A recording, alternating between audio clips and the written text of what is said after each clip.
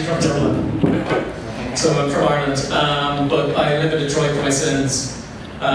So I own a company called Resell City. So basically what we do is mobile and web development. And I started off as an engineer in my distant past. And as part of that, as an engineer, I like to rip things apart, I like to put them back together again, never take no for an answer, all the usual stuff. I really liked the last talk. The last talk was cool because I played with that FFmpeg as well. So in about 2002, I wrote a book called Decompiling Java. It was all about how to, because I couldn't believe it, you could reverse engineer Java and get back to the source code. But it didn't sell very well because basically if you could get at somebody's Java class files, that meant you were over the firewall and into their server, and they had a whole world of other problems than worried about somebody decompiling their Java file. And then when Android came out, because it too, and I'll talk about the terminology for this, has a virtual machine, and because it has a virtual machine, looks much better now, doesn't it? It's great. And you can't see me there. But what's really cool about Android is that basically what you have is a client-server relationship where the client is your phone. So I have full access to the phone and I can do all sorts of weird things. So basically and then I wrote a book called Decompiling Android, and then which was from the hacker's perspective, and then a few years ago I wrote Bulletproof Android from the developer's perspective. Although that's getting a bit old now because that's got mostly encrypted stuff in it, and things have moved so fast. And then the good news is that that's like a light show here, it's great. The good news is, I can't, the microphone, I feel like I should start singing as well. The good news is we actually have a solution now, so I'll walk through that. Up till probably about a year, 18 months ago, we didn't have a solution, and your entire Android app was basically, you could do anything with it. So SSL is broken, SSL pinning is basically useless, but we'll talk about all those things. But now we have something that actually works, which is safety net, and I'm going to give away the game at the start. So let me go through. So how did we get here? Virtual machines.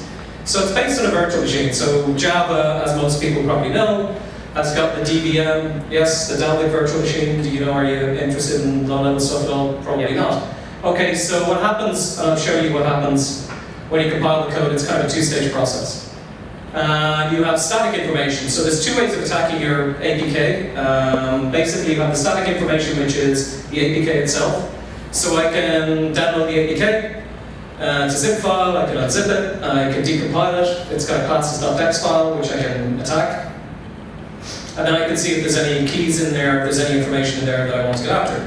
You also have dynamic information, and the dynamic information is as the user is using the phone. So when you're using the phone, the user is saving information, so saving usernames and passwords, credit card information, all that sort of thing. Hopefully not any healthcare information.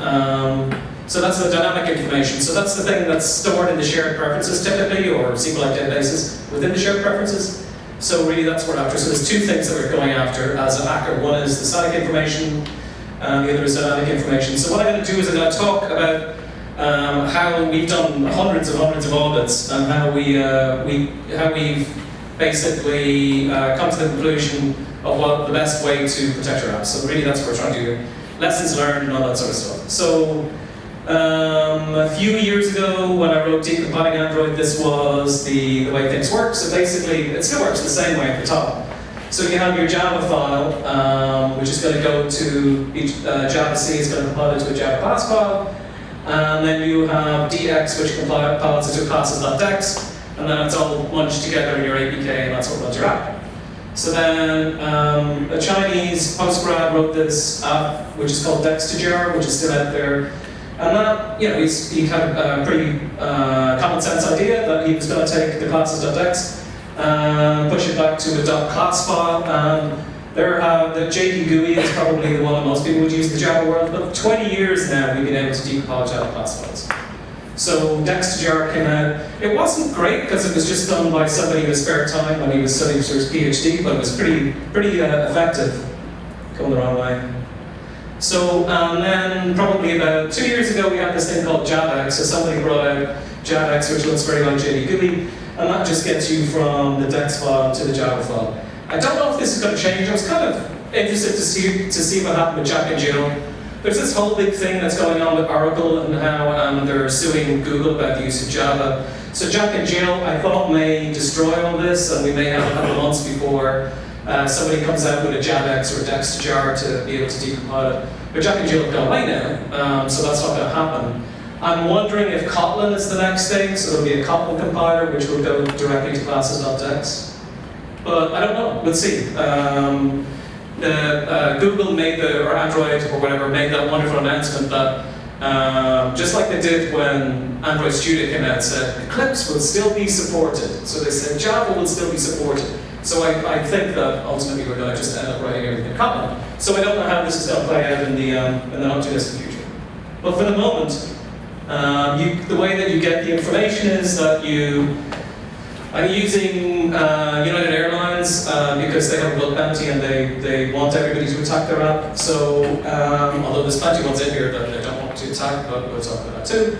That's a good place to start. So you figure out where your mobile app is by you do an ADB shell, and then it tells you that in this case it's based on APK, and then you can do an ADB pull and just pull it off. You don't need a rooted phone for this. And then you do JAVX, look at the base.apk, and I'll show you what the code looks like. And then this the lower part here, the bottom half, that's the dynamic information. So I want to do an APK backup for this particular for this app, for the United app. And then there is a thing called the Android backup extractor, because Android did this weird thing where this backup.ab that you get from your backup files is actually a tar file with a header. So there's an Android backup extractor.jar. And I have the resources in the back of this talk if you want to play around with it later yourself. So you basically turn it into a tar file, you untar it with the Unix command, and then you can see with SQLite or whatever else all the information in the database. Because typically the way that people store things, if it's key value pairs, it's in a shared preferences file, and if it's any rows of data, it's going to be in a SQLite database. Nothing shocking here. You guys played with any of this stuff before? One or two. Then the other thing is you don't even need a phone. So you can go to APK Cure and you can download anybody's APK.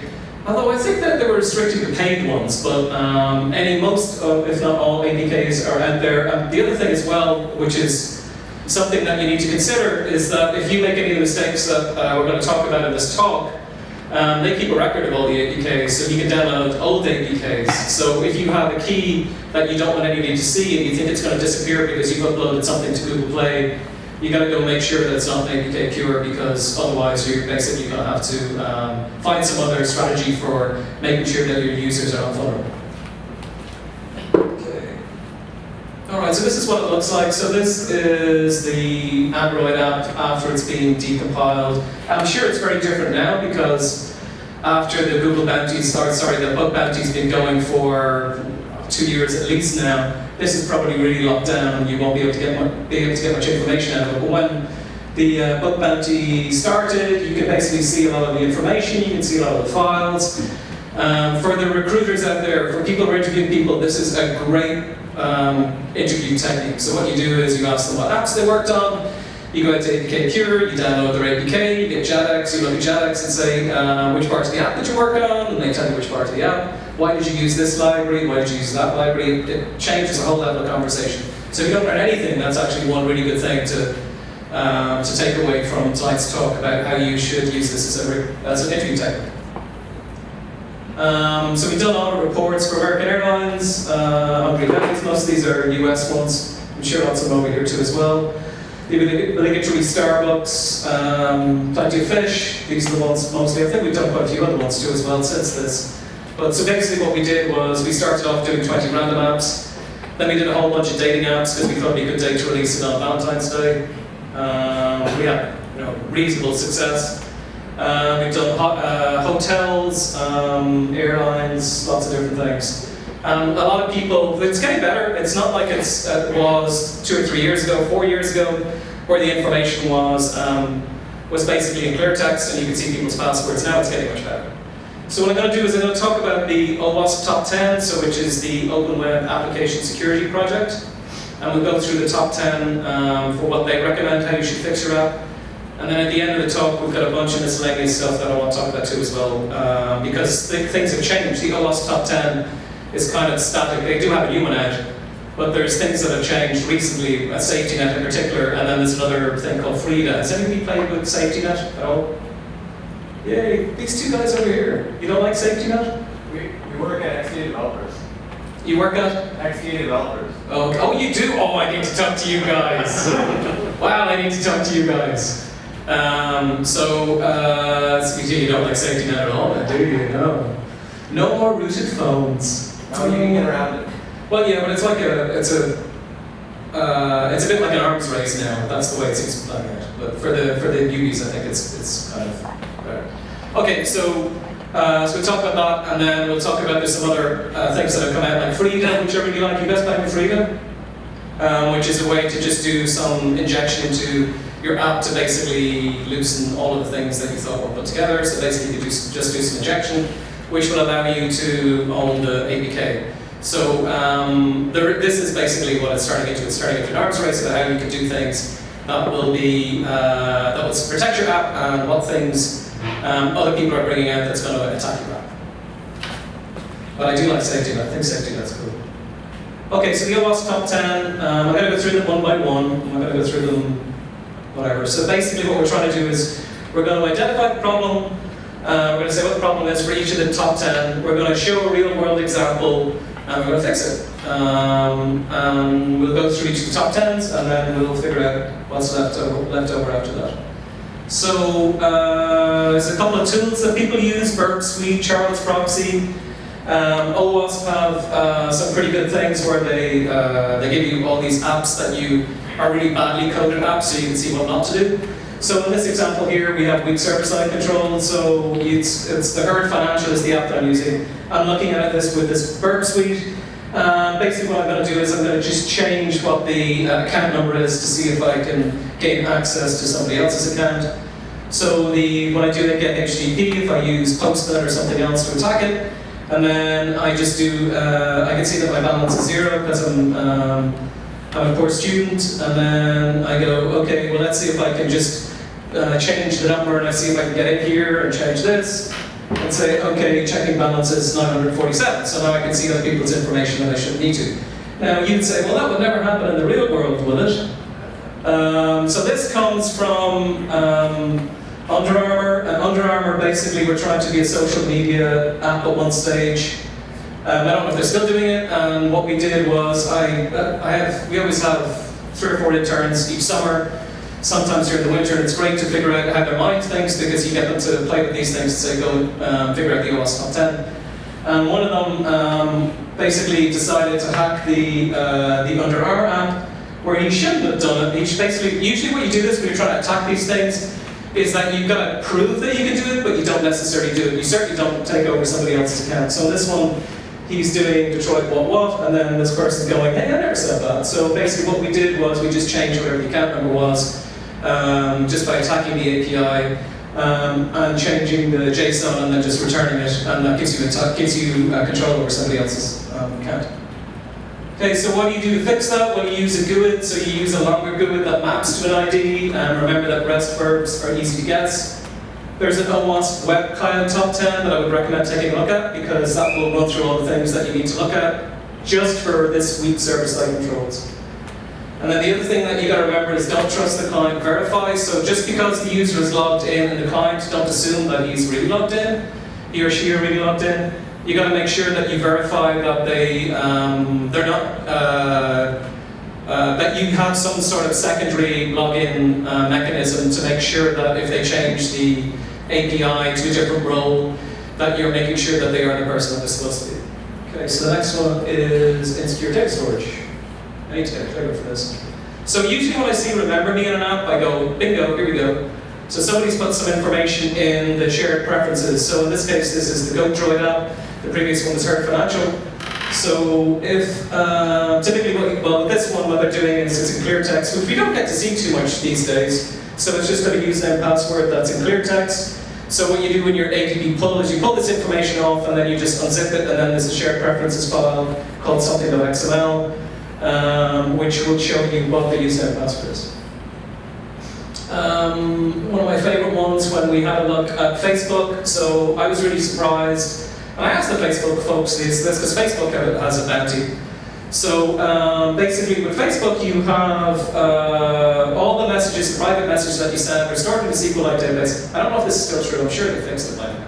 But when we did this a year or two ago, and the text is in clear text. So not only the ones, the private messages that you send within the mobile app, but everything that you send on the web too as well. They've pulled it down for caching purposes. So we sent it off to Rory at Facebook, who I'm pretty sure is in Dublin, because Facebook had a huge thing in Dublin. And we said, hey, this is a bug, can you fix this please? He told us no, it's not a bug. Basically what they said, if you have access to the phone and people have other issues. And one of the problems that I have with that reply is that there are hundreds of thousands of phones, second-hand phones out there on eBay that people can gain access to. And as developers, I think it's within our remit. It's one of the things that we should be careful of is making sure that we're protecting not only the current user of the phone, but we're protecting them from whoever's got the phone after them. So if I buy a phone on eBay and for whatever reason some of you have, or whoever sold it, have forgotten to delete all the data, then I can gain access, I can root the phone and gain access to all your information.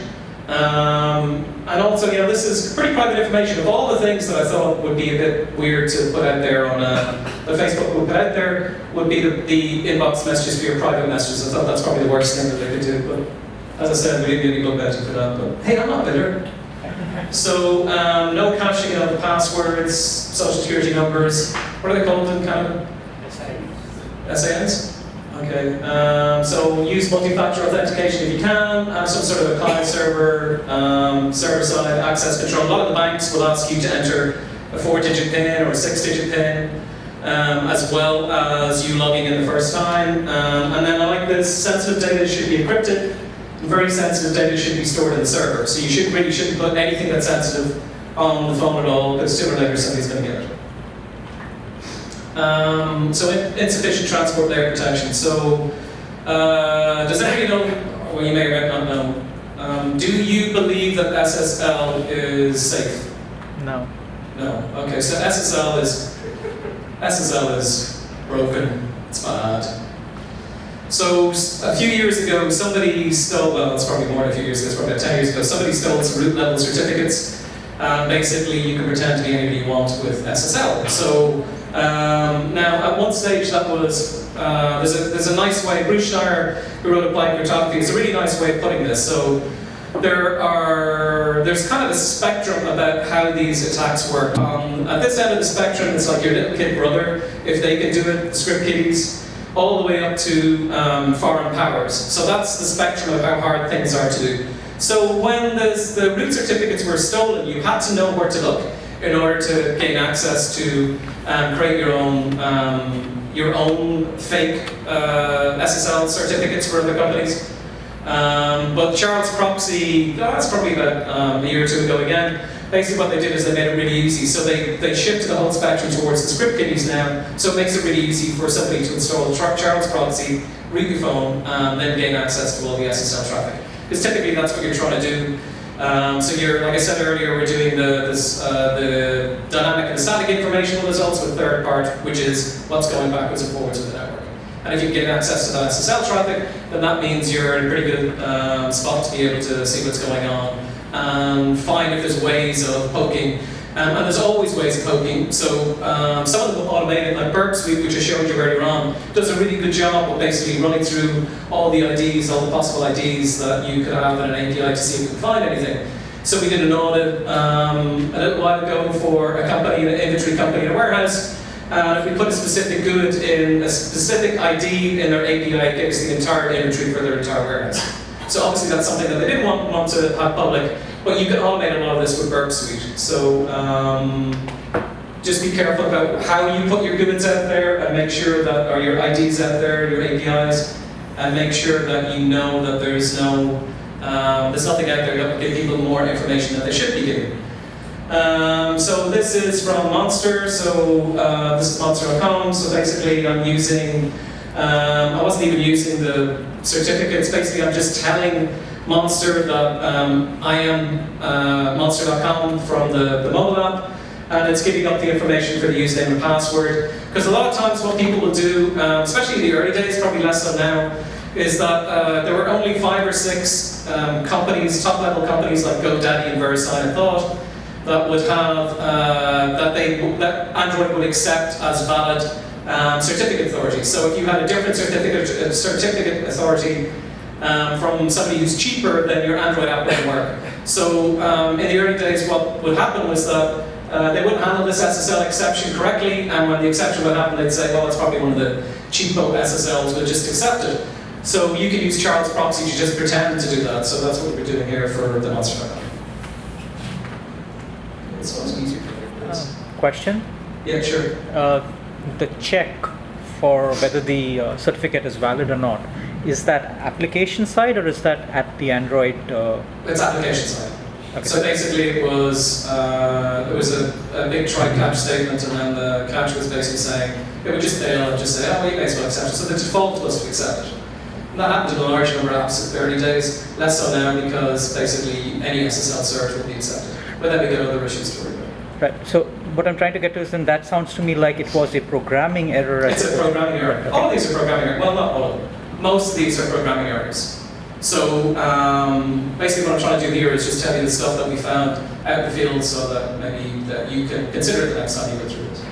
This is the Charles Proxy. So basically what you do is you just point your, this is a rooted phone you need for this. So you get your rooted phone, point to the Charles Proxy, press the button and it will install the certs for you, and then you could use those certs to basically break any of the SSL traffic on your phone. Okay. So a fix, one of the fixes is SSL pinning. So SSL pinning, basically what that does is that you have a public-private key, so you hard code the public key for whatever cert that you're talking to, so whatever server that you're talking to. So for example, if you're Facebook.com, you would have the public key for Facebook.com. Your Facebook app would only talk to the server that was presenting it with this public key. So, which sounds great. So I think I took this from Wikipedia. So basically what this does is it just says, if you are presenting me with this key, then we're good to go. But I can decompile your app, and I can turn this if not expected to if expected, so I can basically just flip it, so we'll only accept anything that isn't Facebook.com public key. So SSL pinning is pretty good if it's not a rooted phone, but it's got an issue if somebody could root your phone. Okay, so the fix is error out of SSL handshake exceptions. Assume SSL is broken, what I was talking about earlier with the root of CAs. SSL pinning, yeah, use that, but use SafetyNet API. And the reason that you use SafetyNet API is, although it's not perfect yet, it's for business apps, I think we're there. So for consumer-facing apps, less so, because you probably heard about the Pokemon Go stuff, I presume? Yeah, we're talking about it. So SSL pinning, but use SafetyNet API. So SafetyNet API, what that does is that stops your phone from, it basically tells you if the phone that your APK is running on is rooted or not. So with a varying degree of accuracy. So if you can find out that your phone is, if the phone that your user is using is rooted, then you basically just don't interact with the phone at all, and then you don't have to worry about SSL pinning, or you don't have to worry about anything else. Although there are things that you also have to check, not just SafetyNet, I wouldn't rely on 100%. Do more on the server where you can, and then scan the server, so you gotta make sure that your server's doing okay, because there's lots of stuff that can happen on the server side that be messed up. So if you use Google's no-go-to-fail, that's a good first step to see if there's anything that's insecure on your server side. Okay. Unintended data leakage. Yes, by the way, if anybody's got any questions or you want to interrupt me at all, I don't, more than happy to have this conversation. So if you've got stuff that you, another question. So the previous slide, you talked about SafetyNet, talking about rooted phones. Is it actually checking if you have SUID binaries? If you can root? Right at the end, I'm going to have a look at the at SafetyNet and show you how it works. I don't know what it's doing. In fact, I don't think. Basically, it's happening under the covers. Okay, I mean, my background essentially is that I'm a kernel developer. Yeah. And one of my main responsibilities is security flaws. Yeah. And so I tend to know about a lot of these root holes that nobody knows about. Okay. And I find it hard to believe that, it's easy to prevent them because some of the fixes are really complicated. Basically, what they're doing is they are looking at what you're doing in Google Play services, and they're finding out whether you're rooted based on what's happening in Google Play services. I'm going to talk about how you set that up, but really what you're doing is you're handing it off to Google. And let's face it, there's been several times in the past where we've handed it off to Google and it's failed miserably, but so far this seems to be working pretty good. Maybe I'll chat with you later on. Yeah. Certainly there was a time in the past where, right when I brought out decompiling Android, and I was so happy, and I did a meetup that night, it was like, yay! And somebody said, oh, by the way, did you hear that Google has stopped everybody decompiling their apps now? It's like, great, this was Google. But really all that they've done is that they have created this private folder where they moved all the pay for apps into the private folder. But it's a root device, I don't care what folder it's in, I can get in there. So if you can root the device, then you can get in there. And you root the device, like there's lots of crackers out there to root devices, super user, there's lots of things out there that you can use to download it, but that's not really what I'm talking about here. So unintended data leakage. So this is getting a bit older now, but it's still something that's a good warning. So basically, in old APKs, so if you're still supporting earlier APKs, most people wouldn't be going down to the 12s, 13s, and 14s now. But if you gave log permissions to an app, it gave permissions to all the logs on the phone in the earlier APIs. So if you're supporting really early API and somebody installs your app, they may be able to read the logs. So this example was when we looked at, this wasn't United, it was another one of the airlines where we basically were looking at to see what they were writing to the logs because we could read it from the logs. And if you had an international ticket, it was asking for the passport number and it was outputting the information to the log file, which meant that we could gain access to it because our malware app, for want of a better word, you give them permissions to read the logs, so we could read the logs from the other APK. So a lot of what you probably want to do is use something like an obfuscator, like ProGuard, to turn off all the logs in the real apps, so that you're not writing any logs, because really a lot of the times what you're trying to do there is during your debug phase, as opposed to writing logs when you're actually using the app. So do they really need to write the passport number to the logs? Probably not. So just be careful about what you're writing. Just so you can see it better. Normally I have this little tiny screen that's like this size and nobody can see anything. So this is great. I don't even need my keyboard screen. Okay, another thing as well is there's lots of libraries that people use, and that's taking information and taking that. It's a bit different now because I know in Google I/O that Android ID is gone, but there's been lots of different examples where people have third-party SDKs, AdMob is one that comes to mind. We're basically collecting information without the person knowing. So this is where you can actually use decompilation for good. So any of the APKs that you use for your third-party guys that you want to use in your app, there's no reason, if they don't give you the source code, just throw the JD GUI on it and have a look at what they're actually doing in the APK. So this is Millennial Media. I don't even know if they exist anymore. I don't know who they are, but it was one of the ones we were looking at from DevCon, and then we found that they were storing the Android ID. So they're doing something with the Android ID. I don't know what that is, whether that's they have, and they're also encrypting it as they pass it back. So what are they doing? Are they taking location information? Trust but verify. So if you have an SDK that you're using as a third party, if it's open source, well, you can see the code anyway. If it's not open source, then you probably want to use something like JDGUI to make sure that it's doing what you thought it was doing and not doing anything else. Another thing that you should think about with unintended data leakage is this comes from a Target app. Target, of course, Target was up here, so you probably did hear. Although they're gone now, so Target anymore is gone. Target had the big thing about the point-of-sale systems. So we thought we'd pile on. We have a look at the Target pharmaceutical app, their pharmacy app, and we found one of the things that always makes me laugh is that you can tell this would be perfect if you were interviewing, because you can tell the character of the developer who is writing this code. So he's got Game of Thrones stuff in here. He's got, what else he got in here? He's got some art disappears from the App Store, from Google Play. Okay, I guess they got the email.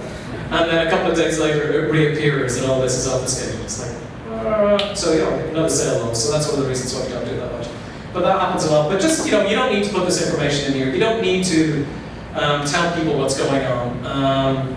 It's a bit weird really what we're doing, because I'm very big into design patterns on Android and how to write good code. I think the whole thing about the new reference architecture is excellent. But really, when it comes to reverse engineering code, it's almost like you want to refactor code. It's like you want to defactor the code. You want to make it as hard as possible to read. So you want to remove as many variables there. You want to basically hard code as much as you can. It's bizarre. It's like you're going in the opposite direction. And a lot of that you want to automate. So you want to use a tool to do that if you can. There's a couple out there that attempt to do it for better or for worse. Okay, so fix it. So strip out any unnecessary logging code, obfuscate method names. It's so nice. It's so cool, because we'll go and decompile it.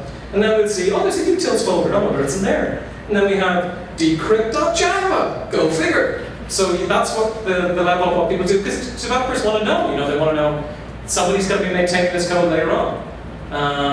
Somebody is going to be trying to fix this code. And it is harder when you obfuscate code, because you're going to get a stack trace back that's got a.b.c.a is where it failed. Now there's ways that you can fix that, so long as you remember to keep the mapping file when you obfuscate it in the first place. And actually Google Play is starting to make that easier too as well, because you can upload it. But what you're trying to do is make sure that you don't make it easy for somebody like me to just come along and rip it apart. Okay, so check your third-party libraries, double check your web view caches. We found one of the hotels, that was great too as well, that was so nice. It's like, hey, Best Western, we can find your 3-digit code in your web views. App comes down off the App Store. 2 days later, it comes back up again and it's being rewritten, whatever's happened. So basically, and that was he was pretty bright, but it was an intern who really didn't have any programming experience. He was a junior in high school, and he found CVVs in the 3 digits on the back of the credit card in an app. So be careful, make sure that you use your app, download your app, and see what's in there yourself after you've gone through some transactions. And also, if you think that your code is being obfuscated, download it using APK and make sure it is being obfuscated, because a lot of times what we'll find is ProCard's not that easy to use. You think it's working, but all of a sudden it's not working. And then you want to make sure that whatever you're obfuscating, by the time it gets to to Google Play, that it is obfuscated. So just use APK Pure to download it and throw JADX on it to make sure it is what it's supposed to be. Because a lot of times we found when we go in and do audits and we say your code's not obfuscated, then the usual reply is, well, that can't be. We obfuscated it. Well, no, you didn't. So download and unzip your APK just to make sure there's nothing in there. We find all sorts of design documents, testing, stuff and assets that should never be there. My favorite one that we found recently was there was a JSON file that was all the developers' information in case you want to harden. That was pretty cool. So it's like, okay, that's great. So that's happened a few times. It's nice little, so you hit the JSON file, go to LinkedIn, go to Twitter, it's all the same file, yeah. No, that wouldn't have that. So check it, so somebody's doing a code review after it's got out there. Poor authorization authentication. Again, remember me. So how are you authorizing them? Are you, this is from Ticketmaster.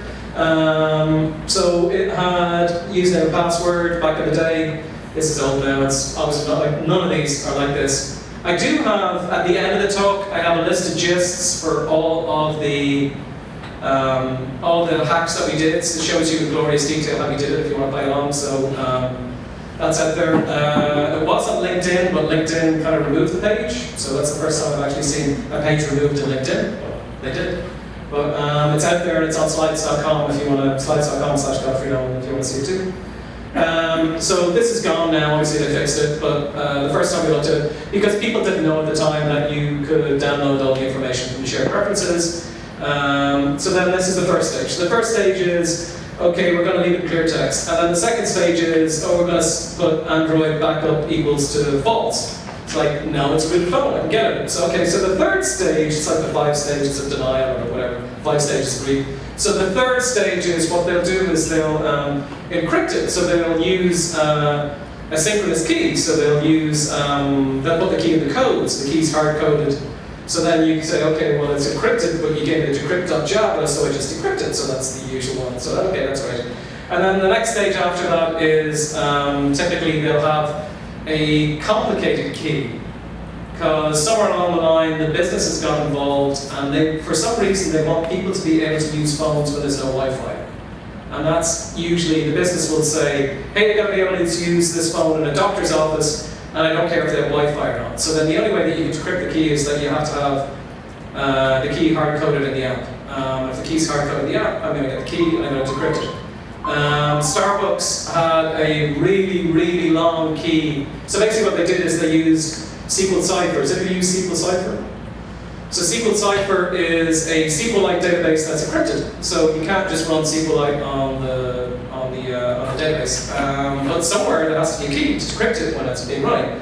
So Starbucks had this really long, massive recipe of how to decrypt the key, and it was over different files. But I can debug your app, so I can figure out what the recipe is. And I'll show you how to do that later in a second. So I can figure out what the recipe is to pull it apart, I can get your key. So if I get your key, I can decrypt SQLite, and then I can change whatever I want once I get SQLite. I don't really actually think that would work, but there's ways that you could use social engineering to try and get some stuff out of Starbucks. We told them, I don't know if they fixed it now, but certainly we had a really good connection, so they're pretty responsive, so I presume they have. Okay, so fix it, so no password caching, use some sort of multi-factor authentication. Oh yeah, the last thing is, usually when the encryption key, when people figure out that you can get access to the encryption key, they use public-private keys. So really that's the way to go, so use Keysar or something else. To be able to have the public key with the data stored on the phone to encrypt it, but the real password is sitting on the server somewhere, and you use the private key to decrypt it. Tokens. Be wary of OAuth, because a lot of the things that happen with OAuth is that you'll get a template from Facebook or from Twitter or whatever, which will say, here's our Facebook SDK, please use this. And then you do the same again, you just take the SDK, you add it to your app, and then away you go, you use the template code without looking at it. The SDK, it never, so basically the reason that you use OAuth is that you want to take the login process and give it to somebody else. So you want to log in through Facebook, you want to log in through Google, you want to log in through LinkedIn, whatever. So you use one of their templates, but they never end their sessions. So if you have, well they do now, but for a long time they didn't. So make sure that you look at the code, the template code, and see when that session expires, and then change it to whatever you want to do yourself. So you want to have it for 30 minutes, is that too much? I think 30 minutes on a website is fine, but I think 30 minutes on a phone is probably overkill, so I don't know, it's up to you guys to say what you want to do. A lot of people just won't expire it at all, and what we'll do is we'll back up the data and put it onto another phone and restore it and see if we can log in as the user. So we do that a lot too as well. So expire sessions and use nonce, which are one-time usage tokens, which means that you can't use it on two different phones. I'm just curious. I understand that newer phones have TPMs, and trusted platform modules. Yeah. You could probably store your synchronous keys there. Yeah, but there was you could. Google have KeyStore. I don't know about you one now, but KeyStore was broken. So if you write it yourself and you're comfortable with it, I'd say that's a good way to do it. I don't have any problem with that, but if you give it up to somebody else to do it, trust but verify. Same as everything else. I don't have any problem if you use OAuth and log in using Facebook. I think that's great. I think they've got a lot more developers than we have, and they probably do a great job. Well, I want to know what they're doing. Right, I agree, but what about the problem where you don't have network access and you want to cache those keys? Well, personally, I just think you should wait for network access. Why do you need to use the phone so much? If it's a game, that's one thing. But what sort of information are you going to expose? You run the risk of exposing it for, PHI information, so healthcare information. If you're exposing it for healthcare information, the fines in the US are extortionate for that. I would just say, just wait till they get Wi-Fi access. Where don't you have Wi-Fi access these days? But I mean, apart from rural. What about the case, let's say you're traveling, your phone's on airplane mode, and I use Google Fi. Sorry? I used to live in Florida. Well, we don't have it here in Canada. But, I Is it mean, to find out in Canada? no. We have some of the most expensive wireless rates. Yeah, the Ireland's not much better either. It's pretty appalling. But coming on to the use case, I can think of many cases where I do want to keep track of health information on my phone when I'm on vacation, and I do not, or another example is, coming to the border, where I have to give my device for whatever reason. I would rather have that stored That's on a great conversation. I just came across the border tonight. Nobody's traveling across the border anymore. It's really weird. Okay. But you still want a situation where your key is securely stored, and TPM, assuming your silicon has not been compromised, is actually a good solution. I haven't seen anything. There may be something out there. It's worth looking into. But really, I'm just going for lowest common denominator here, Okay. and I'm saying don't do it. Put it on the server. Sooner or later, somebody finds hacks to everything. So, who owns the DPM? Is that the hardware? It should normally be owned by your. It's not Android. Is Android specific, or is No, it? it doesn't. It would. So Intel has one. I believe Qualcomm has So one yeah, for its on-chip. sorry. Yeah, it comes from Qualcomm. So your silicon manufacturer. Okay, well, are you writing it for like 3 or 4 different phone types? What's? No, I mean, let's talk about it afterwards. My opinion would be, and my investor opinion would be, basically don't store anything in the phone that you don't want to give up. So store it on the server. Okay, so then lots to go through. So this is Decrypt. So this comes from Delta. Delta were our friends for a long time. We love Delta. So Delta, basically, we gave up after a while. So I think about after the 4th or 5th time we said, hey, you guys going on a book bounty? Because we're fed up doing this. So they had basically, this is the example where they store the key in the code. There were several different versions of this where they changed it to a dynamic key, but basically all they did was add an Android ID. It's back to the spectrum again. Is it script kiddies or is it foreign powers? Basically, we're still down to script kiddies when it's stuff like this. They're using AES, that's the first thing they would search for. Look for AES, see if you can find if there's a static key somewhere, or if there's a key that's dynamically generated within the code, but something that we can follow the rest of it. Okay, you can put it in the NDK, or you can try and put it in the NDK. It's probably not a bad place to start putting stuff in there. If you write a fairly decent size C++ NDK app, even if you have the code, it's really hard to read. So with the binary, yeah, you can still see it if you know what you're looking for, if you don't hide it well enough. But it is the next level. So you're going from something where I can just see the key to now I need a hexadecimal editor to see the key, but I can still see that there's better ways of hiding it in different places because you can chop it up. So it's much harder to find in an NDK. Or rather, it's harder for the script kiddies to find. Now you're moving up to the next level. So you gotta use something like IEA Pro to find that. Or the Hopper app is the other one that we use. So this is what we did when we were trying to tell Starbucks, because if you're trying to get a journalist to write an article about a hack, the best thing to do is attack Starbucks because they love it. So obviously, free Starbucks for everyone isn't going to work, but there is some social engineering, if that's $100 that you might be able to get away with.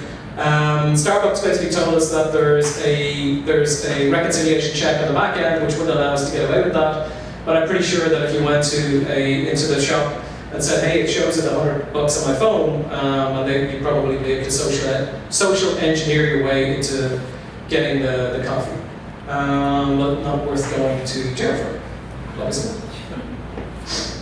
So if you use some sort of a public-private key, basically what you do is you send the clear text in public key and then you decrypt it with the private key. This never really made any sense to me, so I tried to just put it together. So you would enter the username and password, you encrypt it with a login key, you encrypt the login with the public key, you send the encrypted login to the server so that it decrypts the private key, and then you get your login accepted, and then you send a one-time token back so that the person can start using the app.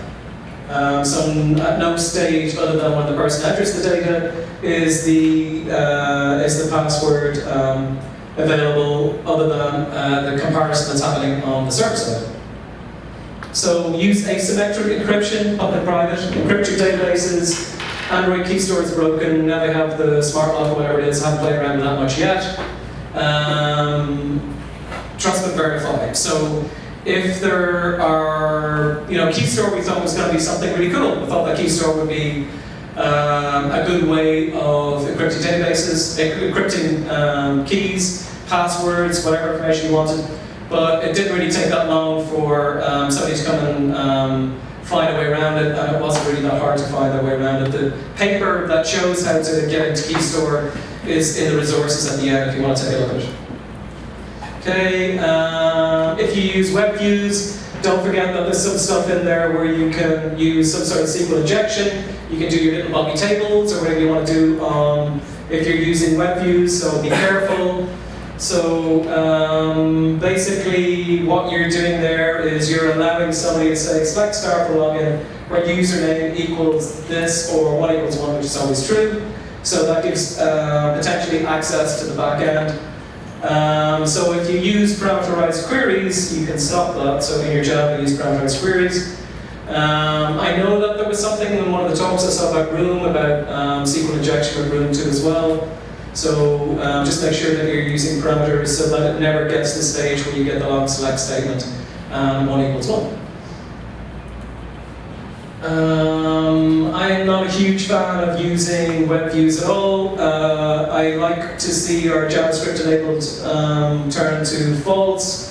And the way that you test that is that if you have any buttons, just put a little script in the button, this code, and do an alert XSS to see if it's it allows, you could use intents to basically get into parts of apps that you shouldn't be able to get into. So you can do implicit or explicit intents. So if you do implicit intents, basically what you do is you give the user a choice, and there's lots of choices that users get on Android, and sooner or later somebody's going to make the wrong choice. So if you do a login with username, password, and an email address, you can hijack that intent because the person hasn't made it explicit. And then when they haven't made it explicit, it gives the user choice to say. If they choose the wrong choice, then potentially you can get the username, password, or whatever that intent was supposed to do. The way to fix it is to make it explicit. There is a couple of things out there. There's Drozer, which is a really good tool for finding if you have implicit intents in the code in an APK. And there's another one called Intent Sniffer, which is in the resources at the end too as well, which will allow you to see if you have this problem with your intents. Okay, do I have the code? So basically what I'm doing is I'm always giving it the explicit class that it's supposed to get to, so that it's always going to go to the next activity as opposed to somebody else's activity that's intercepted. This is the Intent Sniffer. But basically it'll just run through your entire app and make sure that you've made them all explicit. Okay, so use explicit intents, scan using Intent Sniffer and Drozer. Drozer is great too as well, just for generally seeing if you can get into databases that you probably shouldn't get into.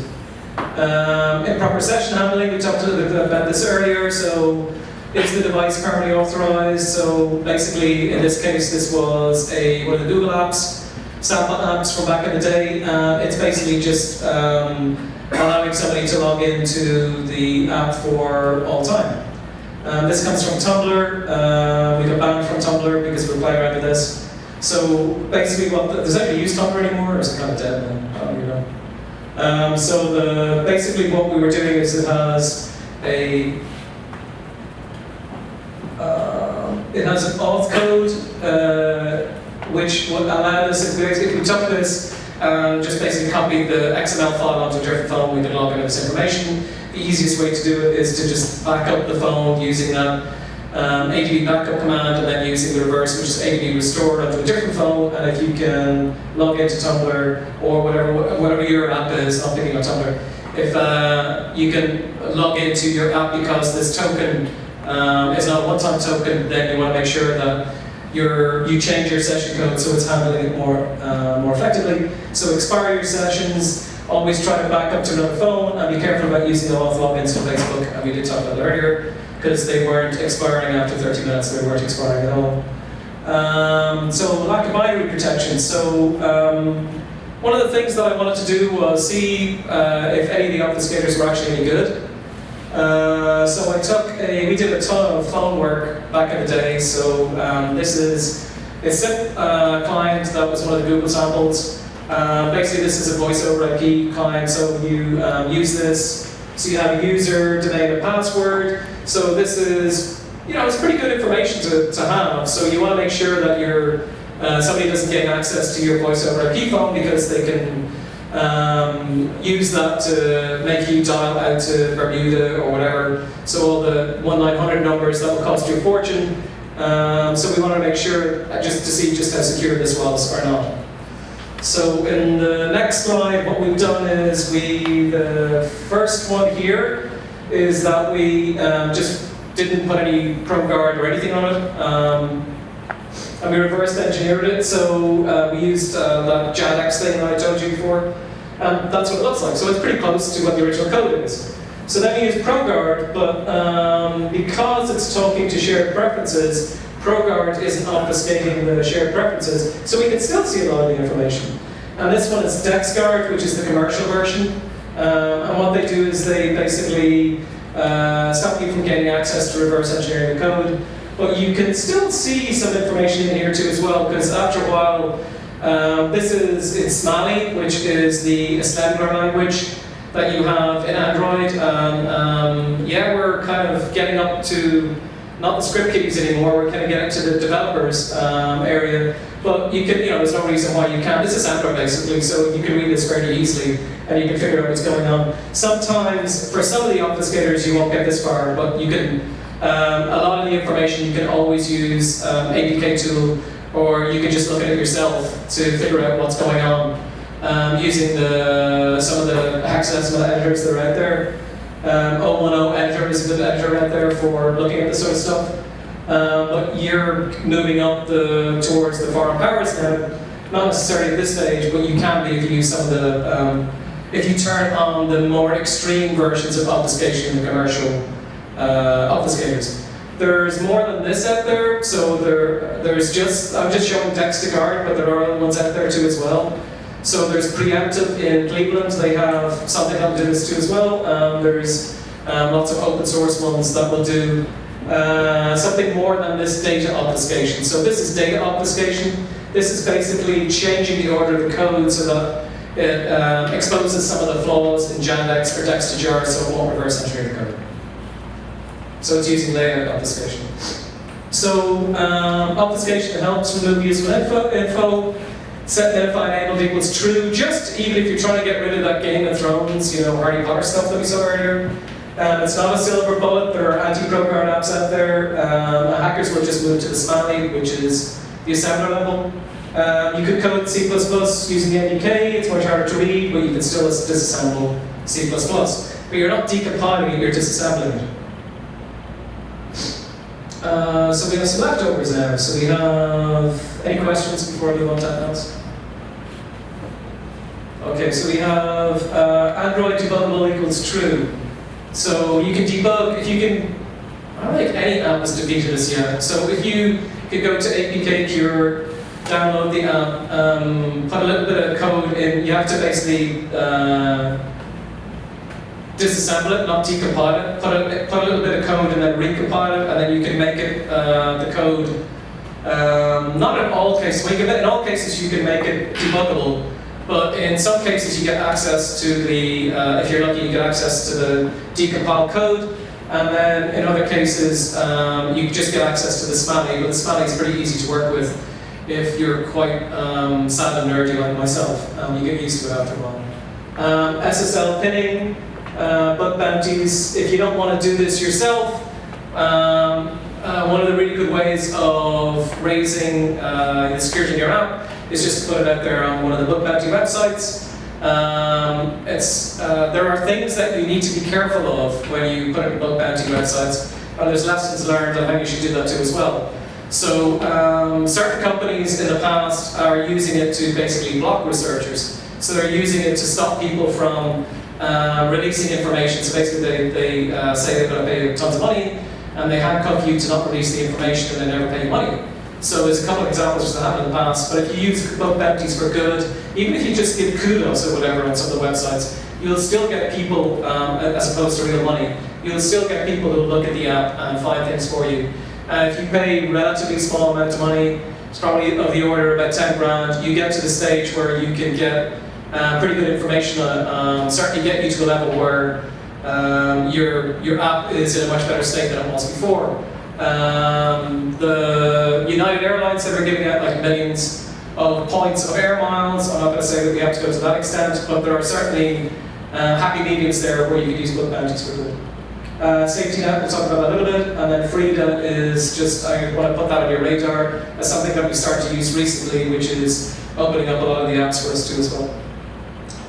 Okay, so this is Smiley, this is what it looks like when we make your app debuggable. This is the United Airlines too as well. So the way that you do that is that you use APK tool to disassemble it. You find out what the main activity is. You basically just tell it to wait for the debugger, and then you zip it back up, sign and install it. No big deal here, and then you start it on the other side. Then you find that your APK is debuggable, so you can work through. So that's one of the ways that we found what was going on in the Starbucks app. Is basically we just worked through the different files and figured out how it was putting that recipe for the key together. Okay, so security is too difficult to keep up with. You can crowdsource it with bug bounties. You don't have to offer substantial air miles, but it is. It's not a very cheap option, but there certainly is some investment here in time and in money. So it requires effort to keep up with your submissions. So one of the most annoying things that happen when people are responding to things in bug bounties is that it's not happening quick enough. So basically your APK comes out, and people give you, you put up the bug bounty website, and people give you 20, 30, 40, 50, and you wait 6 weeks before you fix those things. But okay, so you're getting the first 20 or 30 rapidly in the first couple of days, but you're getting the same 20 or 30 for the next couple of weeks. And all those people who are coming on in the tail end are getting frustrated because you're basically saying, no, somebody's already reported this. So if you get submissions to your bug bounty, make sure that you have a team that's dedicated to fixing those as quick as possible to get it back out there so you can get some sort of cadence going with the security researchers, because otherwise they're just going to move on to the next bug bounty. So update your app often to keep the interest alive, and it's not a tool for shutting down researchers. People use it for bad as well as good. Certainly wouldn't recommend that at all, because sooner or later people are going to find out they're just going to release this stuff anyway. So all you're doing is just delaying the inevitable. So safety net. So safety net came out a little bit ago. When did safety net come out? It's a year? About a year? It was very quiet. I don't really remember much noise about it at all. Okay, we have a little bit of code here. So basically what comes back is, you have a nonce, you send the nonce to your to Google Web Services to start the ball rolling. So you say, give me the attestation result, which basically says, do you believe this is a rooted phone or not? So whatever, and it only works with Google Play, so if you're outside Google Play, which in North America I guess nobody is really, that's probably I don't know, maybe somebody is, but most of the basic users would be. So you have your nonce, you have timestamp, then you have two things in the back, which is the CTS profile match, and it gives you a true, which is a compatibility testing suite. And then there's a basic integrity, which is true. So this is the, pretty sure it's not rooted, and this is, well, you know, it's not good, but you probably want to do the CTS profile match too as well. So this is what you're looking for, and it comes back here. So what happened was, when Pokemon Go came out, do you remember Pokemon Go? Do you remember those days when he was walking around? Is anybody using Pokemon Go anymore? Way, we got one. So Pokemon Go, of course, the first thing that all my guys in the office want to do is to see if they could hack it so they could catch them all without actually doing any exercise. Not developers. But they started using this so that you couldn't, I think we managed to do it for a couple of days, but then it shut down pretty quick. So they started using safety net. I think they were the first ones. Would you think they were the first ones? I don't know if anybody else was using it. Certainly the loudest. I think Android goes by the first one. Okay. But they ended up having, actually the best place to find out information is, there's a Pokemon Go Reddit group for all the things that are going on here, which tells you what, well, I don't know whether it's any Google information, but certainly it's information that tells you, here's the latest phones that get past the CTS profile match, here's the latest apps that you can store that get past the CTS profile match. But from what I've seen, it seems to be a very fluid thing at the moment, so there's only very few phones that actually, like the HTC One, like the third world phone that came out, didn't pass this test for a while, so they had to fix that. So there's all these things that are going on in the background to make this better, and then from Google's perspective, and then from the hacker's perspective, there's all these things going on for people who are trying to bypass this to make sure that they can use a rooted phone. And there are bypasses. I don't know which ones are left though. Which ones are left? For bypassing safety net? Yeah. There's a group that's kind of taken over from SuperUser called Magic. Yeah. And what it does is like, because there's like a bunch of checks for safety net. One of them is if your system partitions modified. Yeah. And the other is if your bootloader is unlocked. And the other is if it can actually run SuperUser, right? Yeah, if you can run SuperUser, yeah. And so this utility, what it does is it just checks to see what the foreground process is, and if it's the app, it hides SuperUser. And then you use a custom kernel to get by the DMVerity checks if your bootloader is unlocked. Instead of normally just check to see if the DMVerity flag is there. Yeah. It checks if it's saying that it's off or not. But so all phones don't have it, so because the kernel just says that it doesn't have the DMVerity flag, and then says it's oh, that's cool. So it's pretending to be on the phone. pretty much. If you want to test your own phone, there's a safety net app out there, safety net test, which will tell you whether your phone is rooted or not, but you probably already know that yourself. I put the Pokemon Go thing in there just to remind myself that this is one of the things. If you want to go out and have a look at the Reddit group, there's a huge amount of information on how fast this is going and all the things that are happening, because people were basically trying to use Pokemon Go on whatever phone they were using, they weren't getting the right response back and going, what the hell's going on? So they were the first to use it. There was quite a bit of backlash, but I don't really, well, just from the whole fact that I don't think, what's the name of the company that did Pokemon Go? What's the name? Niantic. Niantic. Okay, I don't think they cared about anything, really. They cared about the fact that their whole thing exploded, but after a while they made some of these changes to the app to make it harder to use. I think it's a really good, it'll be a case study on how to kill an app in 5 days flat. And so I don't really think they cared. They just put safety net on this to fix it. But so there's a lot of data that came from that. But frankly, that was like the least of their worries as their app kind of disappeared from being like this massive cultural wave to just disappearing in a matter of weeks. Now, as we said, that there's all sorts of stuff out there about Netflix and other people are using it. I think that we do a lot of business apps, B2B apps, so a lot of the B2B apps that we do are, it's a small number of phones that we have to worry about. It's quite a controlled, there'll be Samsung S8s and a few others as well in the mix. But really, it's easier for us to be able to deal with something like that on a case-to-case basis. If you use safety net in a consumer app, I'd be worried that you would shut down a lot of your valid users.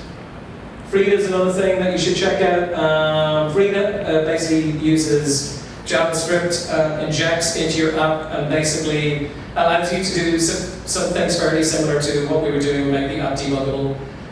It gives you way more information. It allows you to basically test different things on the app. A lot of the apps that we have audited in the past, we started auditing again in Frida, so it's getting us almost like a second wind again into seeing some of the things that they did to shut us down the last time. So I really recommend looking at Frida, but you have to have a rooted phone to use Frida, so if you use safety net, you can kind of protect yourself from getting access to it. So a lot of times we'll hear, so this is more on the social side, as opposed to the techie side. We'll hear a lot of things that people will talk about why they don't care about security. So the first one is security is too difficult to keep up with. It's just too much of a problem. We can't do it anymore. So bug bounties may help you there. Another one I hear all the time is that it requires physical access to the phone to do a lot of what we're talking about today. Yes, it does. So OWASP did a report and they found 80,000 old phones on eBay, and lots of them were wiped, but a large percentage of them weren't wiped. So there's 80,000, probably 100,000 now at any given time for sale on eBay, second-hand Android phones. Okay, so that means that there's a proportion of them that will, if you have a fairly reasonable app with hundreds of thousands of users, that will have your app on it, and then somebody will be able to get root access to it. So if they can get root access to it, you've got to make sure that you're protecting the initial user. So you've got to do all the things that you can to not put stupid stuff in shared preferences or in the database. And I back up people's faults. Well, I turned on back up people's faults, so I don't need to worry about it anymore. Lynn told me I don't need to worry about it anymore. Well, you do, because if you can boot the phone, then you just get at it. ProGuard and DexGuard are too hard to use. ProGuard's really easy to use. Using it well is a whole different thing. If you download ProGuard, it has a GUI that you can use that will write the file, the ProGuard configuration file. That's always much easier for us to use. That works for DexGuard too as well. So that will tell you what flags to turn on and off. It's a hell of a lot better than writing the configuration from scratch. But you can, at the very least, you can just turn minify enable equals true, and you can get started. Excuse me. The code is already obfuscated. Okay, but there are de-obfuscators out there. There's anti-ProGuard, which it doesn't actually in JADX. Shame on me. I only realized this a few months ago. There's a little checkbox in JADX which will de-obfuscate the code. So if you do that, it'll give you back code that kind of looks, it's called variable 1, variable 2, but it's a lot easier to read than A, B, C, D, and it gets rid of a lot of that operator overloading that the ProGuard folks put in there. You need to talk to the API team. This was my favorite.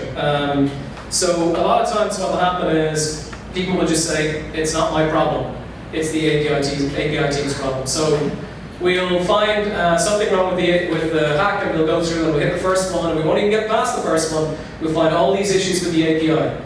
We'll send them a list of, here's all the things with the API that you need to fix. We think this is so bad, we're not going to wait to give you the report. You should fix it now because this is huge. And we'll go ask the API team.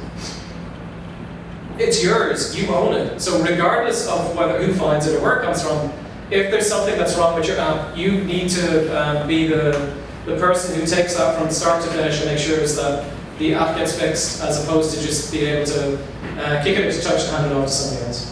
Fragmentation, it's too hard for fragmentation, there's too many phones to deal with. I don't know, is it getting a bit easier? Are people finding it less difficult to deal with fragmentation? You know, if you look at dashboard, there's not many people using the old phones anymore. Yeah, there's different types of phones out there all over the place. But if you target Android 5 and above, are you probably okay now? You're probably missing, what, 10%? I think that's a reasonable payoff. And we don't have the time. Well, that's the other thing we hear all the time. But, you know, honestly, if you're willing to take the downside, I don't think really it gets to the stage now where there's this huge media blitz anymore. I think we've passed that. I think it's kind of gone. But you're still going to find that your users' information is going to be exposed, so that's important that you got to make sure that you tie it up and lock it down as much as you can. Recommendations. Understand debuggable equals true, allow backup equals true, always. Don't trust, verify, rewrite your SSL code so that it's not doing that SSL handshake exception. Use asymmetric encryption. Provide an email address or security page for white hats. Nobody responds to any of the emails in Google Play when we find a hack. They just never do. So somebody should be monitoring it, whatever that email address is, or somebody should be providing on the website an email address for white hats to be able to respond to some of the issues that they found with your apps. Attacks are going to get more complex. It's already starting. This is the easy stuff that I talked about today. Start a bug bounty. Store nothing important on the device to be safe. Don't ignore the Somali attacks. That's the disassembler stuff. secure your server, and then use SafetyNet API, or certainly investigate using SafetyNet API. I think that's, if that's a good way to lock down a fairly significant portion of your users from being rooted, and then you can protect your SSL traffic, that's a plus in my eyes. Resources, so a bunch of resources. So Decompiling Android, where we put up the reports. OWASP is the where the top 10s are. Android Backup Extractor, Charles Proxy. The next one is pretty good details on how to make an APK debuggable. It's an Eclipse, so I haven't found an Android Studio one, but it works fine. The next SPS M14 is the key store paper. Drozer, Janix, Keysar for a really easy way for doing public-private keys in your Android apps. Intense Sniffer, GuardSquare is what ProGuard is called now, because they got VC money, Eric LaFortune, great guy. SQLite browser, if you just want to see what the SQLite databases look like, and a nice little GUI. I wrote a couple of articles for Android Authority, how to hide your Android API key, build them, where to store your password, no go-to-fail, source code for the book, but it's Eclipse. And then I have Android obfuscation and a SafetyNet article that I've read if you want to start playing with that. Okay, here's the gist list of old hacks. So we have Delta, Groupon, Walgreens, Target, Match, Walgreens. I don't have anything against Walgreens, they just appeared a few times. eHarmony. eHarmony was so much fun. Hilton, Hyatt, and Holiday Inn. And then if you want to find the older APKs, if you go into APK Pure, because these are a couple years old now, and they've all been fixed. So if you want to go and have a look at those. But it's great to be able to see what other people have done so you can learn from their mistakes, in my opinion anyway. Anti-patterns. That's the book, and the slides, if you want to find the slides. I will ramble on for lots. Anybody got any questions? Input? What about storing keys inside of read or how easy is it for someone to? What was the question again? How secure is it to store keys inside Gradle? How secure is it to store your keys inside Gradle? What keys do you store in Gradle? If you put your Gradle file up in GitHub, probably not so much. We did that a while actually. We used to search for keys on GitHub to find people in there. I don't know how you would use it. If you put your keys in Gradle, basically it's part of the build process. So where are you going to store your key after that? It has to be stored somewhere. So are you going to put it in the assets, or where are you going to put it? It'll get stored in buildconfig.java, like a file stack. So I got to find buildconfig.java anyway. So not so much that. Okay. Well, I want to say thanks very much to Eric for having me up here.